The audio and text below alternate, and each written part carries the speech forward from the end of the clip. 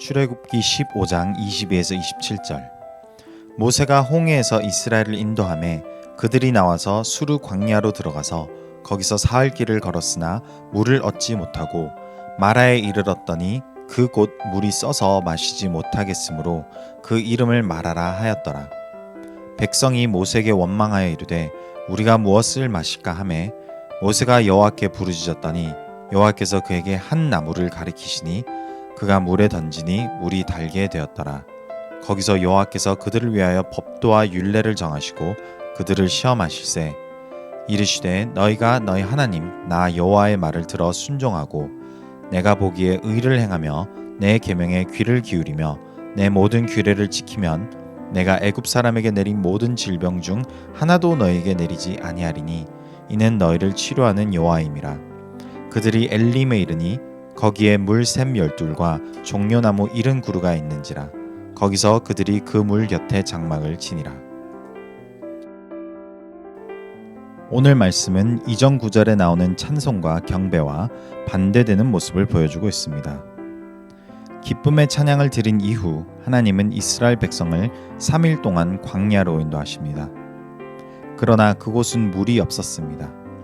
3일 후 도착한 곳에는 쓴 물밖에 없어서 사람들이 마실 수 없는 물이었습니다. 찬송과 감사를 드리기보다 이스라엘 백성들은 모세와 하나님께 불평불만을 표출합니다. 모세가 하나님께 부르짖으니 하나님께서 나무를 허락하셔서 쓴 물이 달게 변하도록 하셨습니다.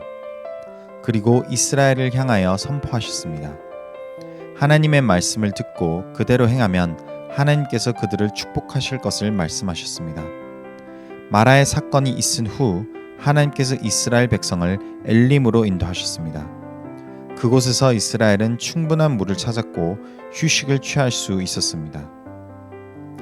우리가 기대하는 하나님의 인도하심과 하나님께서 행하시는 방법과는 다를 때가 있습니다. 우리는 바로 충분한 물이 있는 엘림에 도달하고 싶어 합니다. 그러나 하나님은 쓴 물이 있는 마라에 먼저 인도하셔서 주님의 자녀들의 마음의 중심을 시험하십니다. 하나님께서 이렇게 행하시는 이유는 우리로 하여금 죄악된 모습에서 벗어나 하나님께서 창조하신 원래 모습으로 돌아오기를 원하시기 때문입니다. 창조의 원래 모습은 하나님과 함께 영원토록 사랑의 관계를 누리는 것이었습니다. 죄가 세상에 들어오기 전 인간에게 하나님이 의로움과 선의 근원이었습니다. 인간은 하나님께서 말씀하신 대로 살아가는 것이 주님의 뜻이었기에 말씀에 순종하는 것이 원래 목적이었고 거룩한 삶의 모습이었습니다. 그러나 하나님의 말씀에 불순종함으로써 주님의 말씀은 인간에게는 그저 하나의 선택이 되어버렸습니다. 우리 마음이 스스로 선과 악을 정하고 하나님과의 관계에서 멀어진 것입니다. 예수 그리스도를 통하여 하나님과의 관계가 회복되었지만 우리의 옛 모습으로 인하여 하나님의 창조의 목적인 거룩한 삶으로 돌아가는 것이 어려운 것입니다. 그렇기에 하나님께서 우리를 주님의 나라로 부르실 때까지 말씀으로 우리를 거룩한 자녀로 변화시키십니다. 우리를 인도하셔서 하나님의 뜻에 순종하도록 하시는 것입니다. 그러므로 우리 삶 가운데 마라와 같은 시간을 허락하셔서 하나님의 말씀에 온전히 순종할 수 있도록 하십니다. 그런 후 우리를 엘림과 같은 축복으로 인도하시는 것입니다. 오늘 말씀을 묵상하시면서 신앙의 여정을 점검하여 하나님께서 우리를 현재 어디로 인도하시는지 돌이켜보기를 원합니다. 현재 우리를 마라로 인도하시다면 하나님의 말씀을 온전히 믿고 주님이 거룩하신 것처럼 더욱 거룩한 자녀로 변화되는 과정에 있는 것입니다.